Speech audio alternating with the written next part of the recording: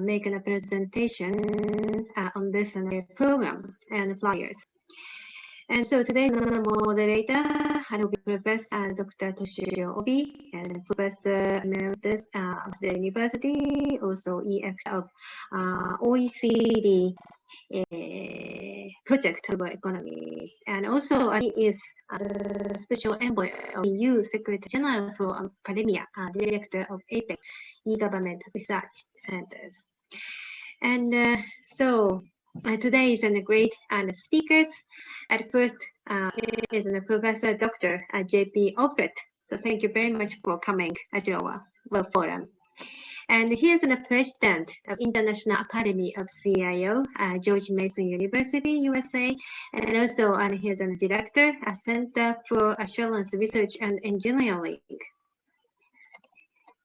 And so, his topic will be AI innovation and application for the COVID-19 response and post-COVID-19 recoveries.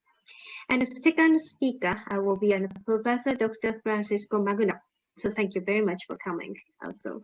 And Director, SDG, City Labo. Founding Director, Institute of Governance and National University, Philippines.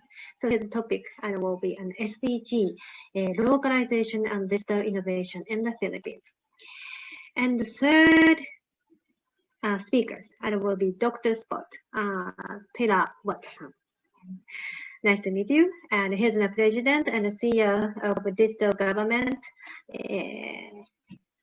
Development and an Agency, Thailand, and the EX Executive Director of the Education Association of Thailand, EXCO, Chulalongkorn University. And his topic will be Waseda Forum today towards and so today's moderator will be Professor the personal speakers will be Professor Dr. Atole. Kankahari-san, Provost and National University of Singapore, and her title, her topic will be Singapore and Digital Government Smart Nation Strategies. And last one will be Professor Dr. Fushi Liao-san, Vice Director at Taiwan E-Governance Center, Professor National Chunxi University, and his topic will be the experience on the My Data service in Taiwan. So, and the professor will be the moderator of this first session, but maybe there is some troubles. So not yet he cannot come enter to our work forum. So we don't have enough time to do our forum. So I'd like to start today's forum. Is it okay? Okay. The first speaker will be Professor Dr. J.P. Offred. So please start your presentation.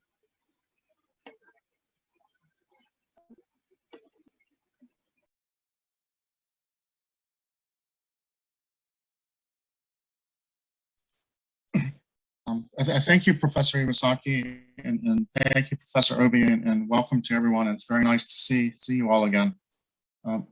My talk is on AI innovation and the application to COVID response.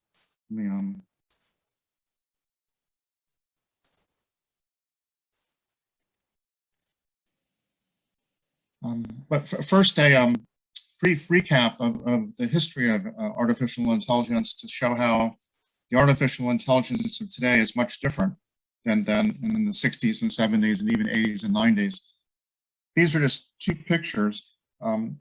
Artificial intelligence started out as expert systems in the 60s and 70s, where a expert, for example, a physician, was paired with a computer scientist, and the computer scientist asked the physician how they made a diagnosis through a series of if-then questions, and then programmed it.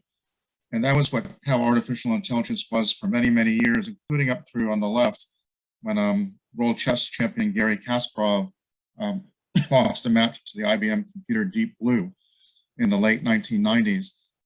There was an algorithm that the computer looked 6 or 8 moves in advance, and then calculated a weight for the different positions as to which was better and made a choice. On the right, you see an article from a Google chess playing program, AlphaZero, the last several years, and it's completely different. All the computer scientists did by the moves of chess to the computer, and then the computer played itself millions and millions of times and developed its own way of playing chess. And so much of the artificial intelligence today is this machine learning aspect, and that's what we'll see in the application of COVID. So AI was used in many places in COVID. It was used in forecasting both at the population level, also for diagnosis, for predicting the illness path for an individual patient, distributing PPE and distributing vaccines, and also in drug discovery. But there were many successes, but also many areas where AI didn't achieve the promise that was hoped. And this was an article in the British journal Lancet with the title, Whether AI was a Savior or a Saboteur through the course of the year and a half. As an example, AI was used quite a bit in diagnosis. One way was to look at chest images, radiology, and to try to make a diagnosis as to whether or not someone had COVID. Part of the challenge of this type of artificial intelligence is having the data sets, having a sufficient number of images in order for the machine learning to actually be effective. So for example, the machine learning with AlphaZero, the chess playing program, it played itself millions and millions of times. But you can see if you only had 100 images or 150, the conclusions might not be accurate, or they might not be extendable across the full population. So this study here from March 2021 looked at 300 machine learning models for detecting COVID-19. And their view was that none of the models were really ready for application in a hospital setting or a patient setting, that the data sets weren't sufficient, the algorithms weren't vetted and valid, or that the algorithms were biased because the data sets were from such a narrow part of the population. So an area with great promise for diagnosis, but with challenge too. I think we'll see that throughout the applications of AI with COVID. This is a taxonomy of uses from this paper here. There's many of these taxonomies. There's other areas that aren't included on this list, such as a supply chain for vaccines. But I think this sums up the types of applications of AI pretty well, from monitoring, diagnosis, contact tracing, projection of cases, mortality, drugs and vaccine, and reducing workload. Some of these much more successful than others, and a great variation around the world of how these were applied and what the benefits might be or might have been. This is a hospital tent for Mount Sinai Hospital in Central Park at the height of the outbreak in New York City. Mount Sinai was trying to use AI and the algorithms to predict the disease path in an individual patient that came to the hospital tent, to know which patients were more likely for the disease to progress and which patients would have a very, very mild case. This is actually true and can be applied in many, many diseases, this idea. So for example, in disease very much in the news today, non-alcoholic fatty liver disease, it's very difficult to project for which patients the inflammation will progress from actual fibrosis or to liver cancer. But here too, trying to apply to understand the progression of disease. Prostate cancer is another disease that's similar, where it'd be really helpful to be able to forecast the progression, because in many, many prostate cancer cases, they're very slow growing, and the patient is better off without a major intervention. Another example of early diagnosis, this is at Oxford University, the John Radcliffe Hospital. So for patients coming to the emergency department be able to they developed an AI algorithm to be able to ascertain whether or not the person had a COVID or not. The objective here was that the hospital staff at the time was very overwhelmed with the number of patients. And so they were trying to augment what the physicians and the nurses were able to do with artificial intelligence. Part of the challenge of this algorithm and some of the others is the algorithm was developed based upon the population around Oxford, which may or may not be similar to populations across England or in different areas of England or in London or in other parts of the world. So with all AI, to really understand what the data set is and what conclusions you're making from it. I think with all of these too, the challenge of understandable AI and transparent and being able to understand why the algorithm is recommending something, a key challenge too. Vaccine development and drug development, many companies around the world utilizing AI to further vaccine development and drug development. Pfizer with their vaccine, AI was very helpful in at least two areas. One was screening compounds and coming up with which compounds were most promising. A second one really expedited the drug approval through the Food and Drug Administration. Usually it takes about a month to analyze data from a clinical trial, utilizing something that Pfizer developed through their breakthrough change accelerator. They were able to analyze the data in about a day and move on to the next phase. So it saved many months, the AI in this case.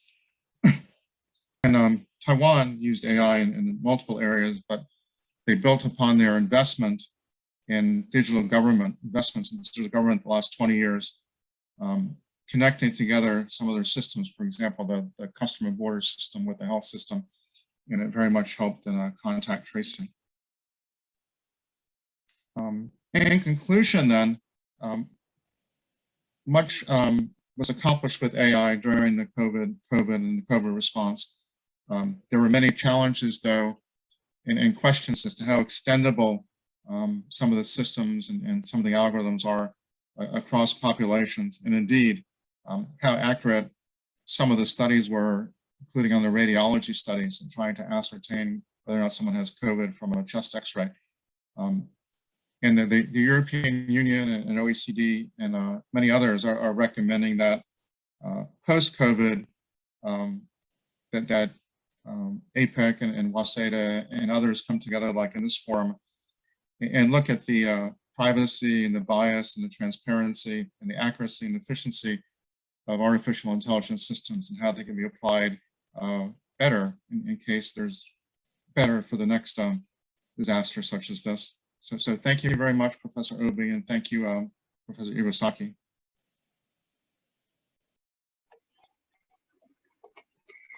Thank you very much, Professor J.P. Fred, the very fruitful presentation.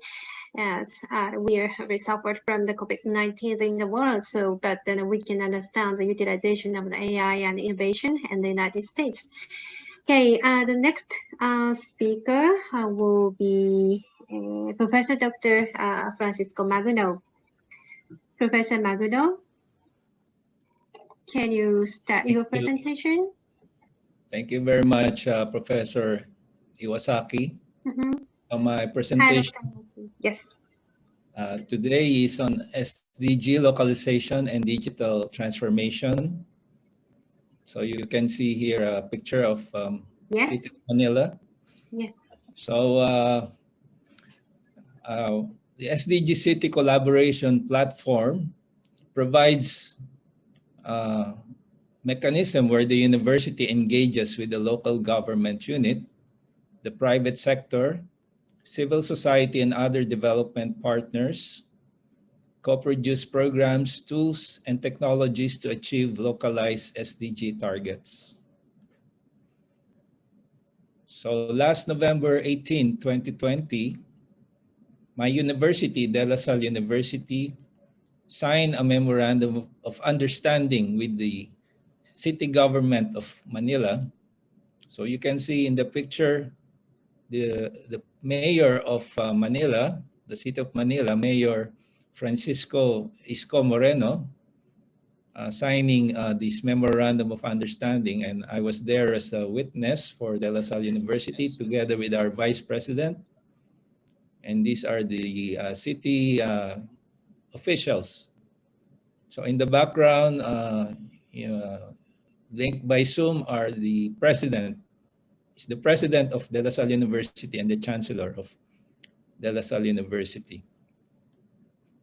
So the partnership involves the localization of the Sustainable Development Goals of the United Nations, but here are the key activities: research and data inventory and assessment using data governance tools, including the community-based monitoring system, which is a tool that has been recognized and is now part of the national policy. The second activity is to do a roadmap planning for sustainable development goals involving the participation of various stakeholders. So it is a process where there is policy engagement by non-government organizations, the private sector, other stakeholder organizations, and it will involve as well module development and capacity building. There would be co-production of technologies, project development, with the aim of coming up with a voluntary local review, which has been recognized as a mechanism for the localization of sustainable development goals to complement the voluntary national review, which is the requirement for countries that committed to pursue the Sustainable Development Agenda 2030. So here is a picture where I explained to the mayor of the city of Manila the aims of the project. This happened prior to the pandemic. So it happened in late 2019. So the partnership was in a way delayed because of the pandemic. But as you can see in the previous slide, we decided to continue with the project even with the pandemic.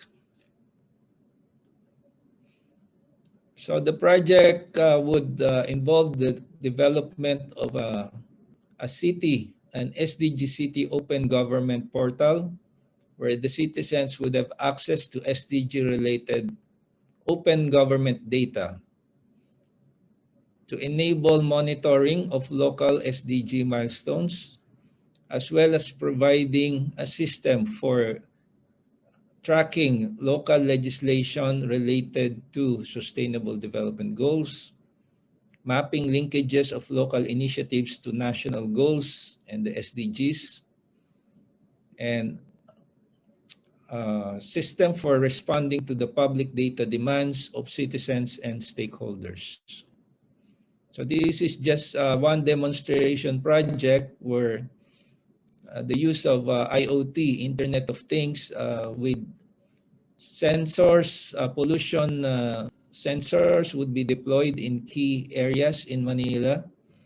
So this can provide data on air quality monitoring. There is also a demonstration project on using sensors for monitoring rainfall patterns, and this would be important in disaster mitigation and management. So the ongoing project involves roadmap planning that will cover the 6 districts of the city of Manila. So 6 strategic multi-stakeholder planning workshops would be conducted involving local government officials from the executive branch of the city, headed by the mayor, and the heads of the various departments of the city. You also have local councilors. These are the elected local legislators. You also have representatives from the parliament. So you have congressional representatives. These are elected officials. These are members of the national parliament. So each district is represented by one congressman or congressperson.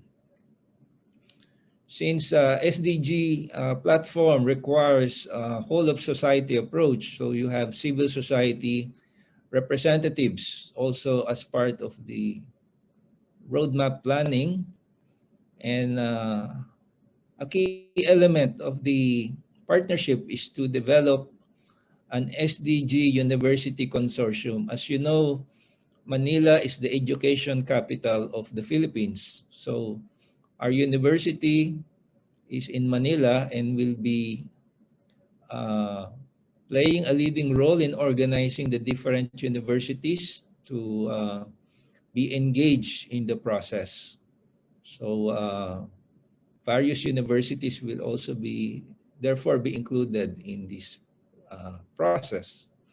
So you have the participation of the private sector, and this will therefore guide the development of a strategy roadmap that will guide the partnership that will be continued from a short-term to a long-term basis.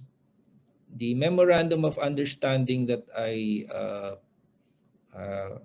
that the university, De La Salle University, signed with the mayor would be good up to the end of his term, but it is subject to an extension. So this partnership will continue even after the mayor is finished with his term, although this is only his first term.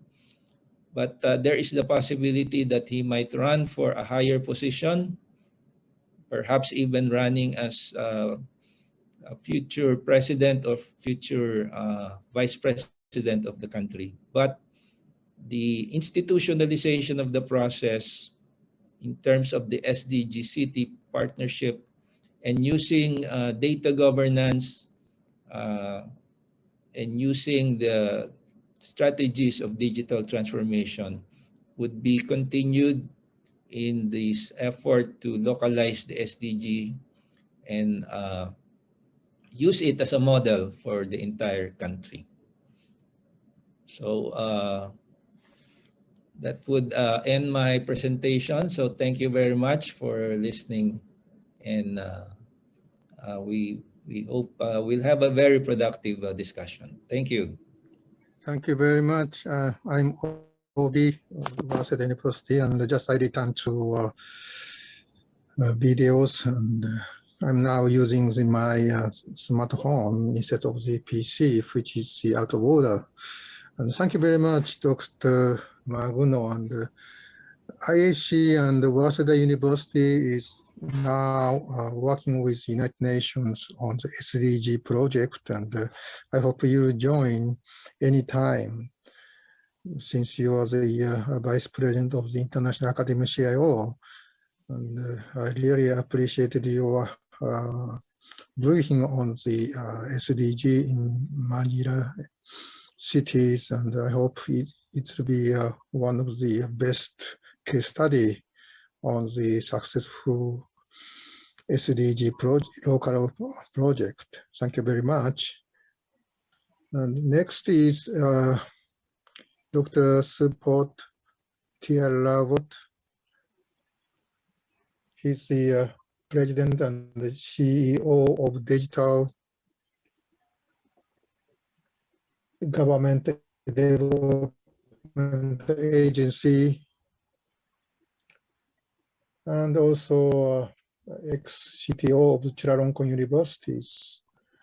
And he's a successor of the Dr. Sak, who is a very active member of the IAC International Transformations toward the diligent government, and it must be very good, and please listen to him. Thank you very much, Professor Obi. So I'd like to start very fast because I have many slides. I think since the pandemic, I think we know that the trend of the technology is moving toward to deliver the resilient services to the public. I think this is a trend. So you can see that all the technology will focus more on the people-centric location independence, and also to have a resilient delivery of the service. And of course, accompanying this trend, also the security and risk trend, which will be aligned to the same direction. So it means that we need to have identity first security, and we need to make sure that we can do the remote work from anywhere, anytime. And of course, the privacy enhancing computation techniques will be more important also. And of course, after the pandemic, there's a framework that many people are talking about, which is how to resolve the immediate problems, how to get into the resilient mode of service and return to the new normal. And of course, we need to reimagine the new future so that we can have a reform that can move the government forward into a new direction. Thailand have embarked on the e-government initiative during the past 10 or 20 years. And now we would like to push our government into the digital government, which have a wider meaning in that we are not just only using ICT for enable the procedure, but we need to have an open and also data-driven government organization. And the key success factor, I think, as you may know, from any transformation project, we need to rely on three factors, which is people. We need to retrain our government officer to have a growth mindset and culture, which is the most important factor. And then we need to try to get the enable policy and also the regulation to make sure that there would be no hindrance from the complex regulation in place. And of course, last but not least, we need to have a technology that can be interoperable between government organizations. So that's why DJ currently is pushing toward all these three main factors. We have a lot of training programs for the government officer to equip them with the digital literacy and also digital leadership. And also we need them to work closely with the private sector on the collaboration and outsourcing project.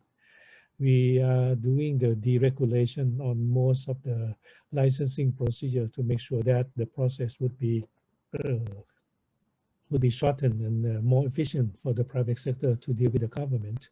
And of course, we are building a lot of common platform to help the small government agency to become on board on the digital transformation journey as soon as possible. And of course, we also issue standard and guideline to help them. Here is the standard of here's a digital government development plan, which is passed the cabinet last month. We are tying all the digital government initiative to the economic and social objective that you can be seeing from this slide. We're talking about the narrowing the inequality, enhancing competitiveness, to have a good governance, and also increasing public participation in the government process. And we measure this by the international ranking of many indicators, including EGDI, EODB, CPI, and also e-participation index. And in this plan, we also focus on the major 6 areas that is deemed necessary for Thai government to function properly. We need to have a good data integration in these 6 areas, namely education, public health, agriculture, social welfare, good governance, and also SME promotion.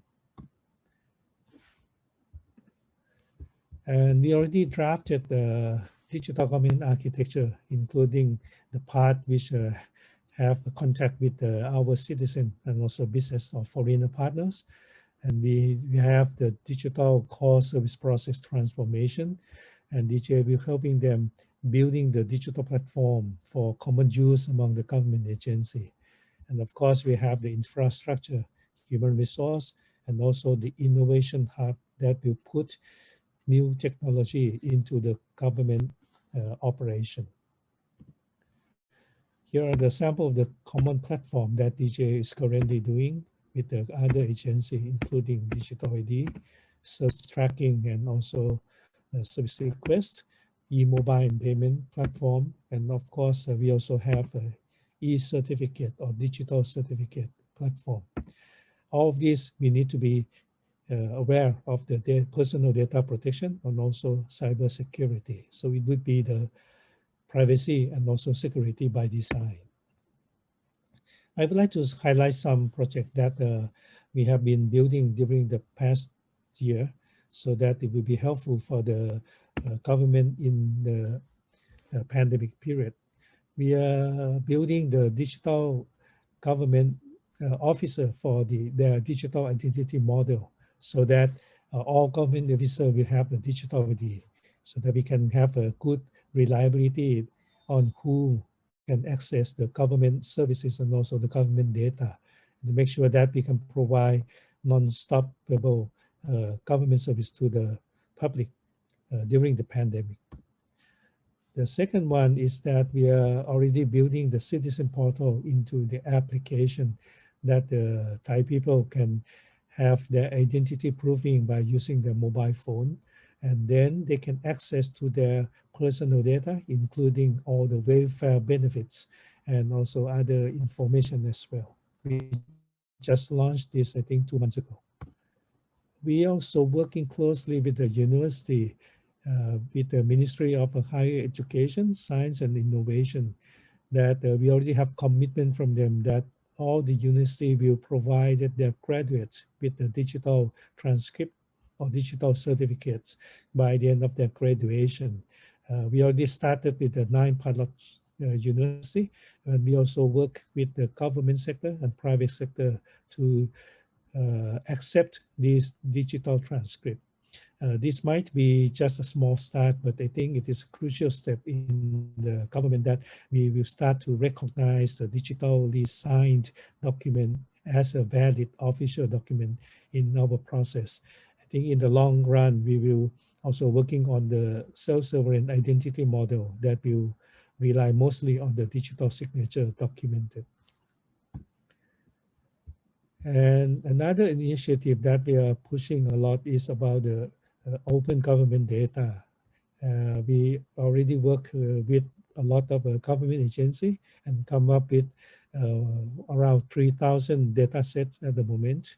And we also work closely with the public sector, let's say the Federation Thai industry, that they want to utilize all these open data set. And we're also planning to have an event whereby we will invite startups to do the hackathon on our government open data. Of course, it's still a long way to go, but at least we are already pushing a lot of government agencies to open up their data. Last but not least, we are also moving on to build the AI Government Center. This one, we will share the knowledge about the AI technology and also the AI practices in the government sector to all the government agency. We're also working with a lot of other partners in academic community, including IEEE and also a lot of association in Thailand and research institutes. Currently, we just implemented the chatbot platform and also auto tagging platform so that small government agency don't need to procure their AI technology, but they can just use DGA's platform to provide the AI-enabled services to their citizens or their service users in each government sector. And the next step would be to launch the speech-to-text, which is, of course, in Thai, to help them have interaction with the Thai citizen. And in the long run, we think we will push the Thai government to have at least these three capabilities, which is to have a hyper awareness in sensing what's happening around them inside and outside organization, to utilize data and big data or AI to help them to do the informed decision making. And last but not least, we want to make sure that the Thai government can move faster in their execution so that we can have a more efficient government in the near future. I think that's all for my presentation. Thank you very much. Thank you very much, Dr. Spot. And it's quite impressive about DX for the Indian government. And I talked with the Dr. Sak for many times about the improvement of your digital government for past 1 decade, I guess. And you are now using the AI as the core of the developing digital government. And I hope you make it very quickly about the good outcome, excellent outcome of the AI applications. Thank you very much. And maybe somebody will ask you more about DX in Thailand. The next speaker is Dr. Atorey Kankan Hairi. And she's the Provost Chair Professor of National University of Singapore. And her title of the presentation is Singapore's Digital Government Smart Nation Strategies. So Dr. Atorey, please. Hello. Thank you very much for giving me the opportunity to talk at this forum. So let me share my screen. Can you see it? Can you see my slides?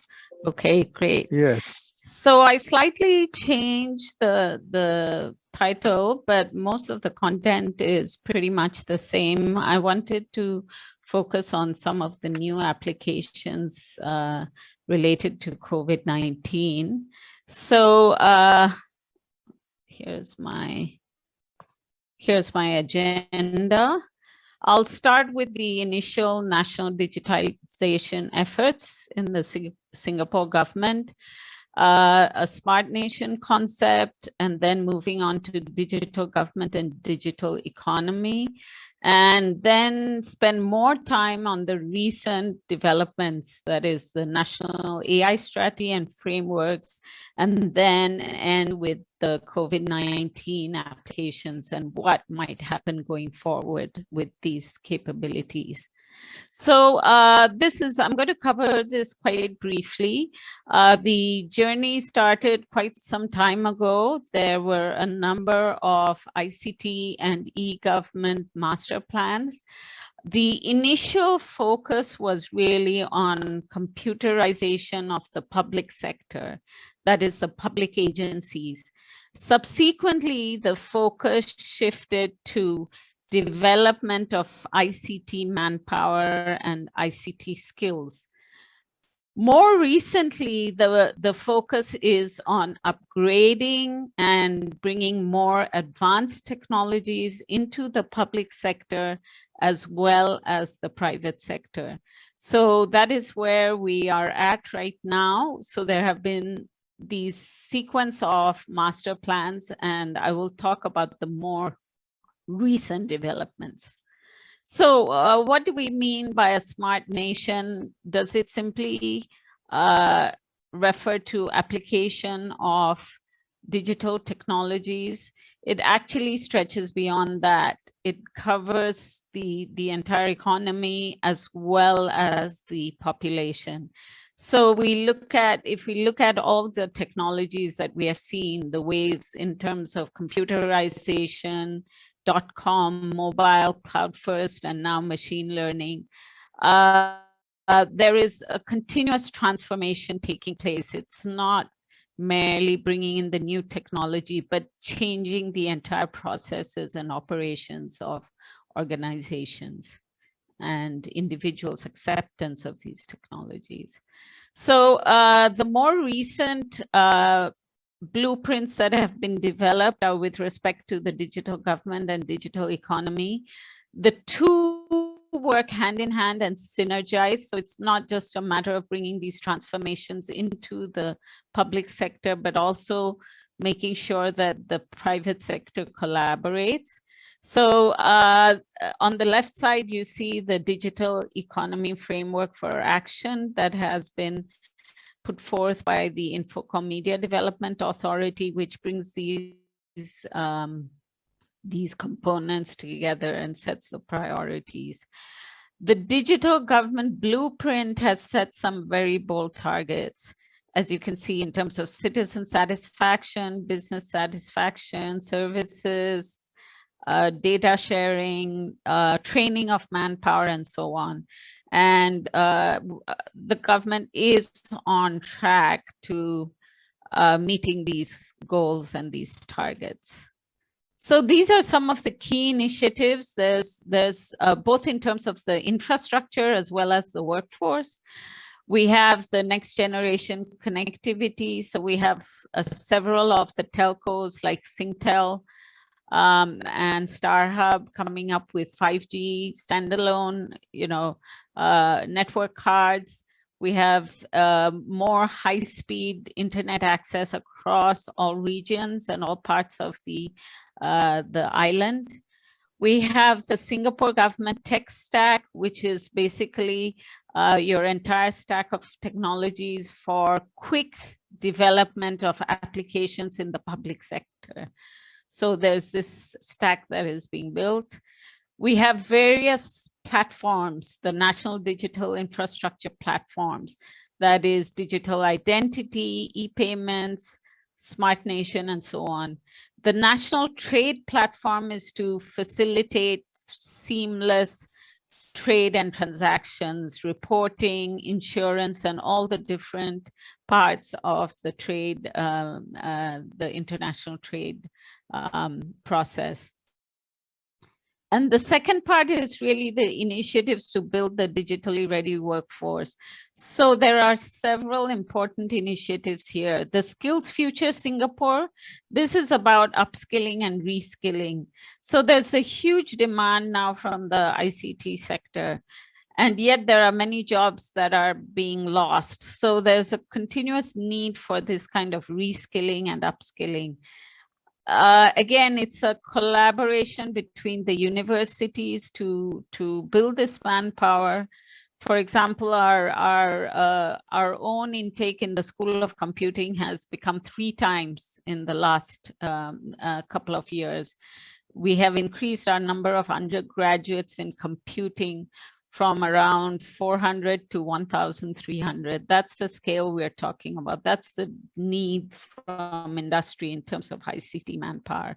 So there's these tech skills accelerators. We're also running a number of programs to convert people from non-IT professions to IT, to provide them IT training. There's a number of scholarships. There's also fellowships to bring in external experts who can help in the transformation. And the government itself has this Center for Excellence of ICT and Smart Systems, where they're developing all the core capabilities in terms of analytics, AI, blockchain, cybersecurity, and so on. So now moving on to AI. AI, of course, is a game changer. We had the initial kind of hype about AI, which was 20, 30 years ago. And then, of course, there were various failures and it didn't quite mimic what the human can do. And now we have a different approach to AI, which is machine learning and big data based AI, right? And the government has put out the National AI Strategy. There are these 4 aspects of the vision. That is Singapore being a global hub for developing, testbedding, deploying, scaling AI solutions, using government and businesses using AI to generate economic gains and improve lives. Singaporeans understanding AI technologies better because the use and The negative aspects also need to be understood by the population at large. And focusing on delivering the national AI projects.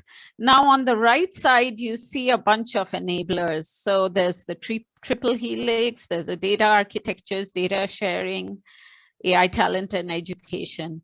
And there have been several projects which are seen as important initiatives to push forward the use of AI and serve some important needs. So one is intelligent freight planning. So Singapore is a major air and sea transport hub to do intelligent freight planning, seamless and efficient municipal services. So we're talking about all kinds of e-government services to citizens and businesses. Chronic disease prediction and management, that's a huge area. We know about diabetes and various other chronic diseases. There's also an aging population, which increases the need for chronic disease prediction and management. The fourth key project is the personalized learning. There's a lot of home-based learning going on, but there's also a need for personalized learning. As we know, we are talking about skilling and updating skills of employees throughout their lives. Adult learners are very different from young learners. And within each sector, when you're moving from, say, transferring someone who's a chemical engineer to become a computer professional, again, that's a different set of needs. So personalizing is another important aspect. So these are all some key projects that are being considered for using AI to improve lives and bolster the economy.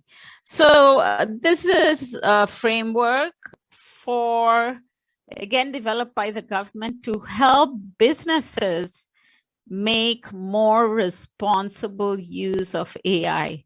So this model AI governance framework is to help businesses make these kind of decisions about how they should use AI to augment their decision making, how to change their internal governance structures.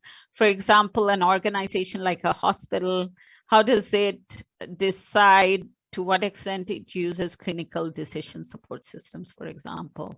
Or how does it decide about data sharing and developing analytics and aiding in decision making? So these are all part of the Model AI governance framework, which helps organizations use AI responsibly and understand the risks and manage the risks of using AI. The framework on the left is a trusted data sharing framework. So it talks about data sharing strategies, legal and regulatory considerations. So we know that organizations, many of them have large quantities of data, whether it's the social media companies or the telcos. What is the framework for them to share the data, and for analytics and other companies and other software developers to build applications based on this? Again, how do we develop the standards and the frameworks for that? So that's what the trusted data sharing framework has targeted. So now that we've talked about the e-government and the digital government plans and the AI strategies and plans, I'm going to move on to what's been happening with COVID-19. So there's three main areas of use of AI that has taken place in the last year and a half. One is using AI and robots to fight against COVID-19. Second is using analytics for better contact tracing. And the third is smart robots for patrol and surveillance. So I'm just showing you some of these glimpses. So vigilant gantry. This is a video camera based and sensor-based thermal scanning application. So this can be used in airports or various other areas to do the thermal scanning, and it can take care of things like whether the person is wearing a cap or, you know, part of the face is hidden and things like that. The second one here is the spot-on smart thermal scanning. This is for very fast processing of a large number of people. So you can do at one go, you can scan 10 people. So you can do that at a very fast rate. So again, use of IoT and AI. The third one is the most popular and widely used, which is well, I wouldn't say it's exactly popular, but it's the most widely used. And it's Trace Together, which is used for contact tracing. This is a mobile app through which you can check in at different locations, and it is used for contact tracing, basically. And for those in the population who cannot use mobile apps, like children, elderly, or do not want to use the app, then there's a token to be used. And this is widely used throughout. You basically scan in a barcode and a QR code, and you are able to track who has been in proximity with whoever else. This has in May, it has an adoption of 92% of the population. So this is the major app which is being used by the government for contact tracing. There's also other innovative technology use going on. Currently, there's sewage being used to trace virus traces. So you can identify a building where there's a trace, and then you can test people in the building. So these are some of the other interesting kind of robotic applications. So Spot is this dog, which you can see, this yellow and black dog. This is kind of interesting. It's been deployed in the parks. It can patrol the parks, and it can read out this message to tell people to stand apart and stay apart. So this has been deployed in the parks. It has, you know, 3D mapping. It can go on quite uneven terrain. This O3 patrol, this has been used in reservoirs by the Public Utilities Board to used by the PUB officers to, you know, it has 360-degree camera. It can help them to monitor the plants around the reservoir and the reservoir itself. This third one is called Matar. This is used by the Singapore Police Force, and this can be used in high density areas, again, for distancing, social distancing, and so on. So these are some of the applications. This is, you know, it's a kind of a holistic response based on technology to the pandemic. So there are the contact tracing and management technology. There's the websites and the platforms. There's the public health solutions. So you have the health certificate and notarizing. And then there's the various grants for social and economic support to individuals and businesses. So this is kind of the whole suite of things that technology uses going on. So I think that's pretty much what I have. My main recommendation, I think we were supposed to make one recommendation. I think the main concern going forward is with all these monitoring and surveillance technologies, how are they going to be used once, you know, agencies have these tools at hand? How are they going to be really used post-COVID-19?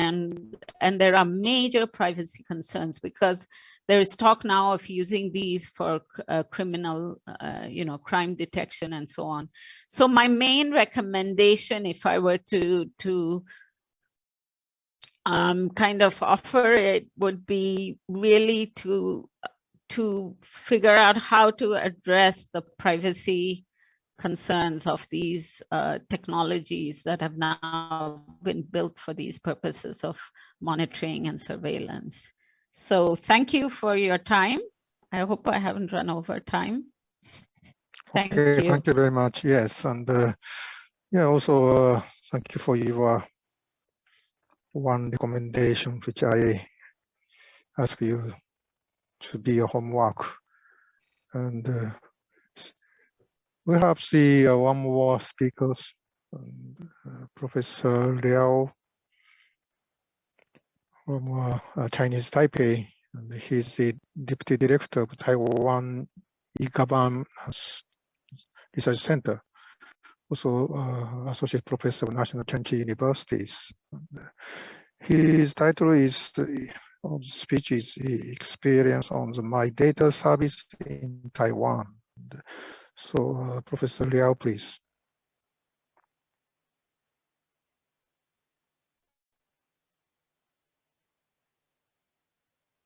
Professor Liao. Okay. I have already opened my microphone. So can everyone hear me? Okay. Yeah. Thank you, Professor Obi, and thank you everyone to join this conference online. This is my, I think it's my my glad, okay, to share some experience on my data service in Taiwan. Actually, the background for this project is it's a kind of a project from the strategy transformation of the our Taiwan e-government.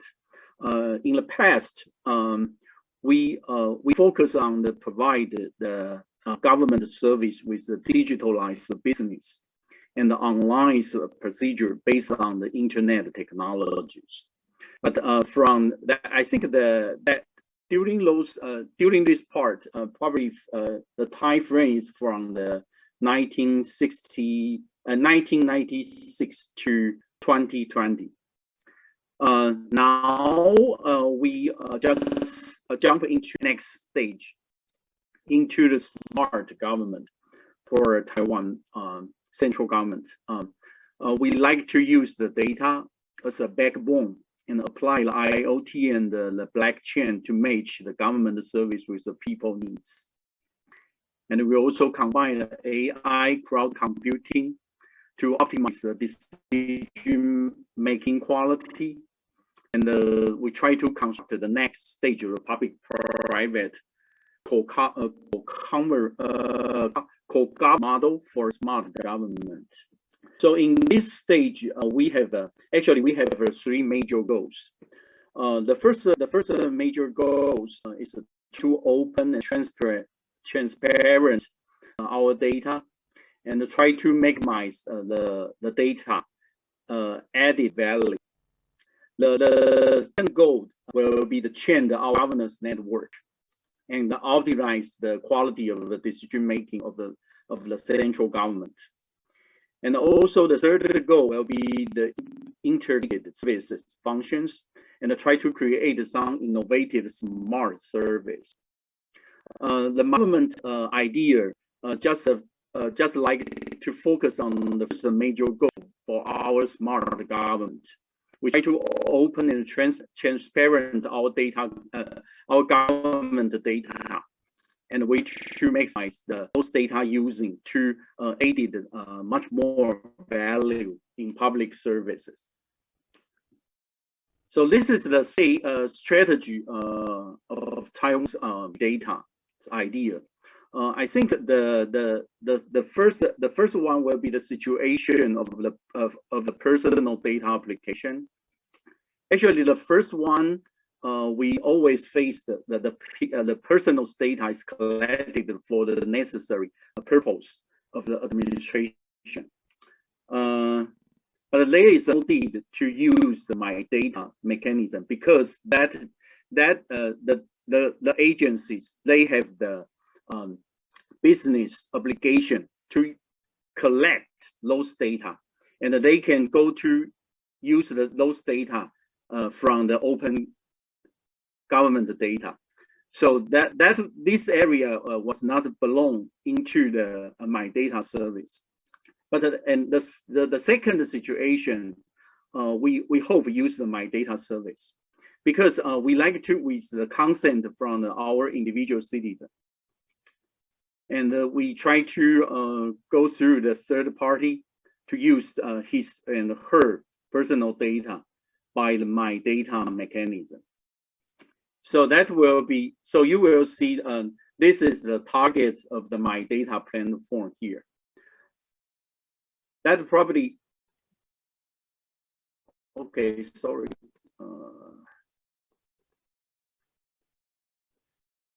So if the government keeps the personal data at first, and they can provide to other agencies in our government, that's the first dimension.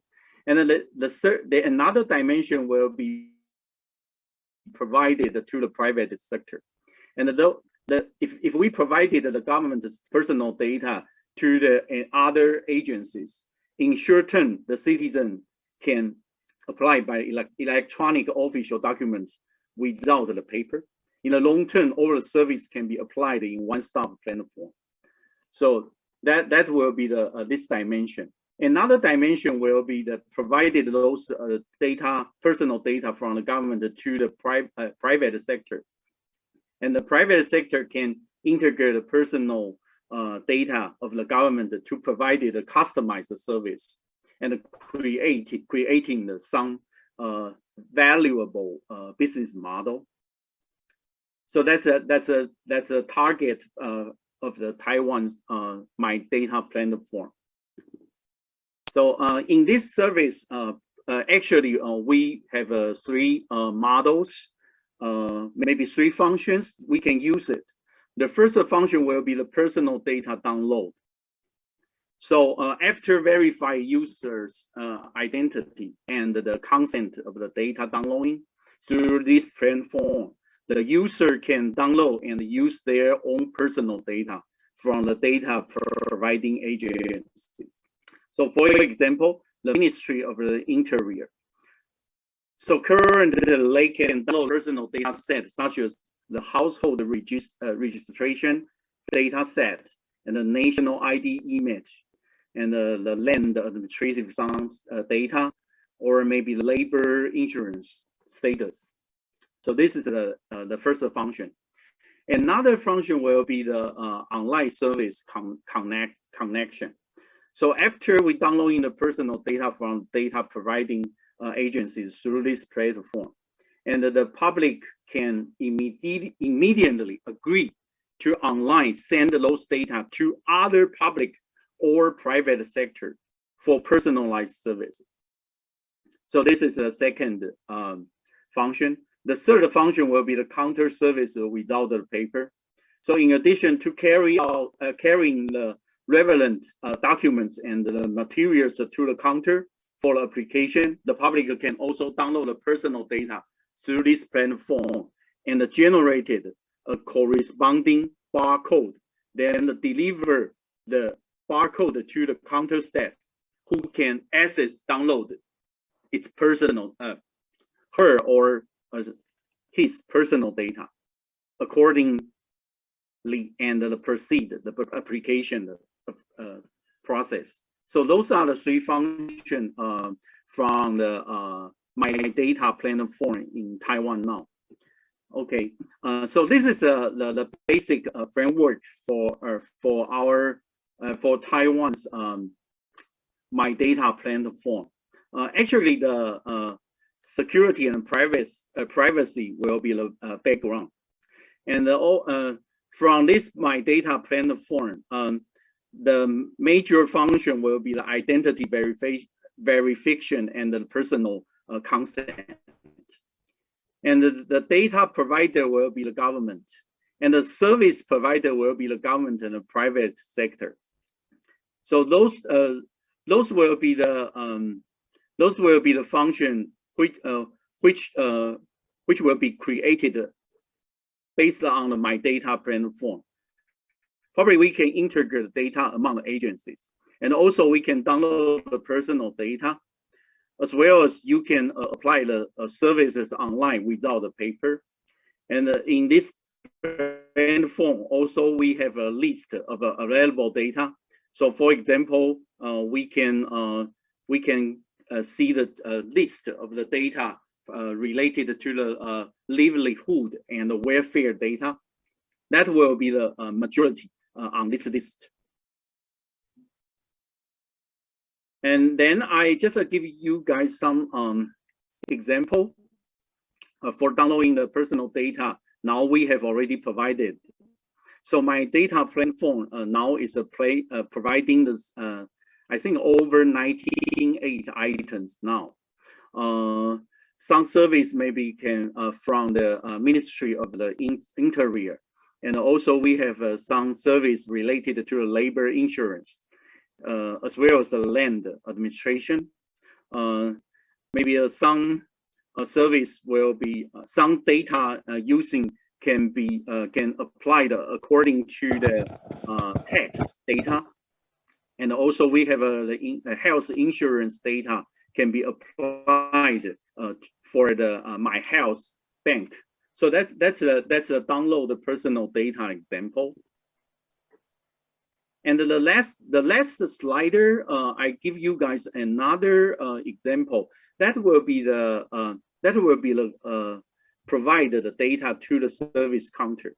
So when the citizen apply the service encounter, they can download the request the data from their My Data platform. And after identity verification and personal consent, they can get the My Data from the cloud and translate it into the barcode in their smartphone. And they just give the barcode to show to the counter servants, and they just scan that barcode and they can download the data for the completing the application, the whole application. So that's another situation, My Data service. So I think in the future, maybe in 2021, the My Data platform in Taiwan, they still try to encourage more agencies to exchange the data for personal problem solving and the innovative services creating. Actually, some agencies they resist strongly to using My Data because they afraid of the to offense the personal privacy protection law something. So that will be the some limitation of the applied My Data. And also we like to build up the citizens' trust on this mechanism. So we tried the government to try to comprehensive the identity verification mechanism in the future. And also they also like to create much more cooperation with the private sector. So they try to expand the My Data service with more private sector. And also that will be the basic part, try to enhance the information security and privacy part. Okay, so that I think that's all my sharing for the Taiwan's My Data service experience. So hope everyone enjoyed this. Okay, thank you very much, Professor Liao. And since we have a very limited time, I'd like to ask the Professor Offlet and Professor Magno and Professor Dr. Support Tiaraud about the policy recommendation to APEC from your excellent expertise on digital government or AI or COVID-19 and some other area of the digital societies. Can I ask Professor Offlet to tell us your policy recommendation or suggestion or proposals? I think there's one is to follow on with the application of artificial intelligence during the pandemic, and to make a more formalized assessment of what worked well and what worked not so well. and some of the risks that are present, and then what type of policy framework or recommended policies to adopt so that AI can be utilized better in the future. Thank you very much. How about Professor Magno for your recommendations? My recommendation is the strengthening of a knowledge partnership between the university and the local government units, especially in using data and co-producing technologies for SDG localization. In the Philippines, local government units will get more share of internal revenue allotment or the national revenues. So there is an expectation that in building from in a post-COVID environment, local government units should have more resources but need the support of knowledge partners, including universities. So this would be a very good opportunity for IAC to be part of this process of knowledge development for AI and for sustainable development goals. Thank you. Okay, thank you, Professor Magno. How about Dr. Paul T.R. Raut of Thailand? Do you have any recommendation? Yes, I think as far as the digital transformation effort is concerned, I think more and more emphasis is on the data sharing, as many professors already mentioned in the forum. I think in order to make sure that the data sharing can happen on government agencies, especially in Thailand, when you need to have the cross data sharing into the private sector, there's still a lot of resistance because the government sector will consider that data is collected for the public purpose. It's not for the commercial purpose. So there might be something that the Thai government officer won't share that data to the private sector. I think then we need to make sure that we have good care, good balance between the privacy and also the data sharing mentality. By this, I mean, one, for the person, we need to have a good digital ID system and also the consent system. The second one is that not just only the people anymore that share the data, we will have a lot of sensors coming up. So we have a lot of IoT. How can we make sure that who owns that data and who can control the accumulation of that data to be used by the AI system? And that may be some sharing framework among members of the APEC as well.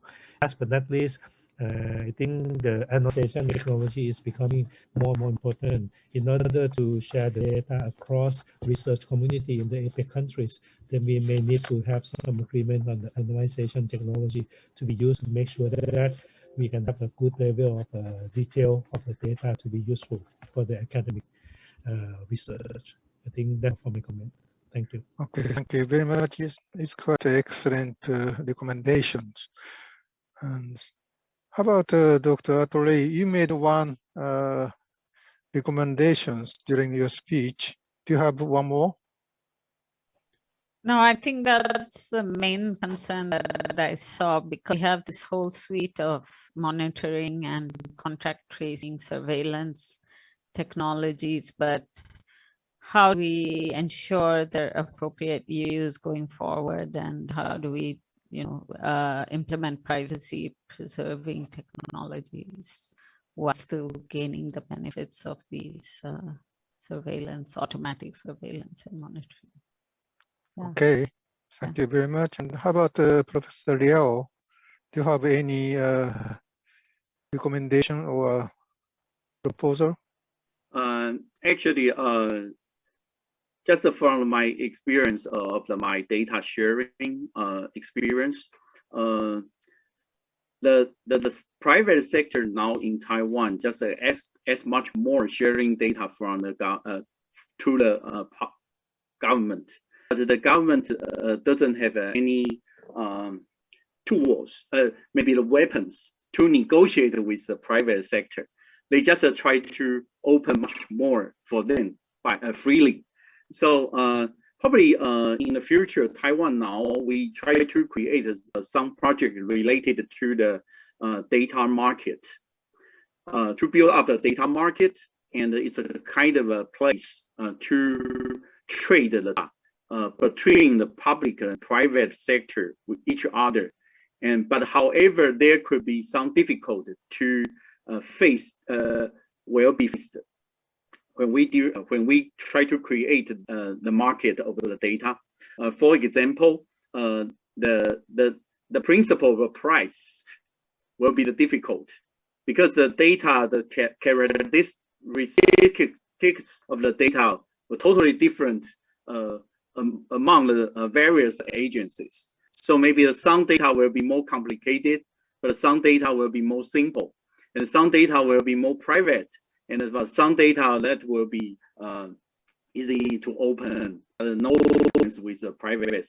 So on that be the first part, and the second part will be the we still cannot find a really motivative platform to encourage the private and the public sectors to negotiate with each other, because the government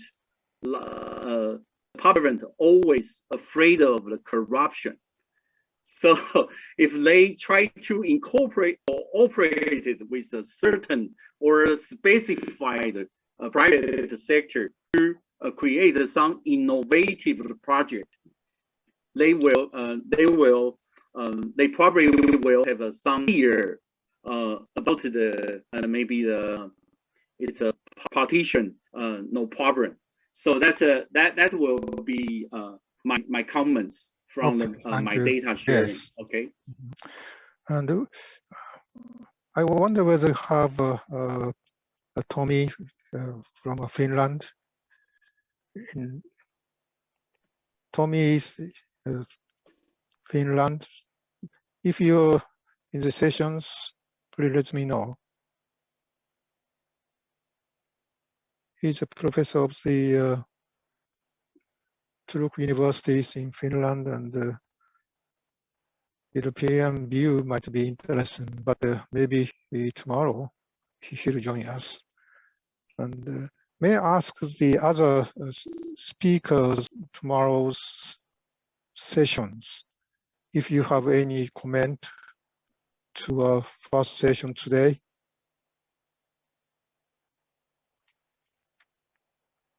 How about Professor Chen of Singapore, Nanyang Technology University? Are you here in the meeting? Maybe not. So do you have any other comment or any footnote for us, speakers or observers? Please let me know.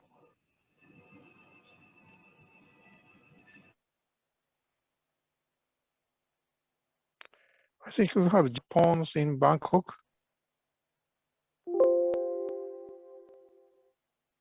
No?